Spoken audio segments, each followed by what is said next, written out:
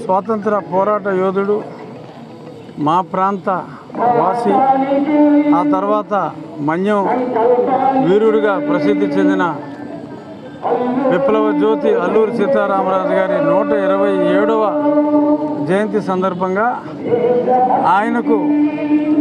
రాష్ట్రంలో ఎన్నో చోట్ల ఎన్ని విగ్రహాలు ఉన్నప్పటికీ ప్రతిష్టాత్మకంగా ఇక్కడ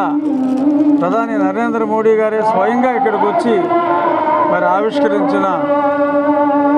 ఈ ప్రాంగణంలో ఈ జయంతి ఉత్సవాల్లో నేను పాల్గొనడం చాలా ఆనందంగా ఉంది.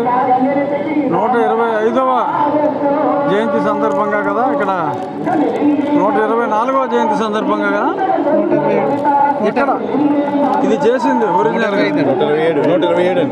ఇప్పుడు 27 125వ సందర్భంగా జరిగినప్పుడు మరి అప్పుడు నేను ఎంపీ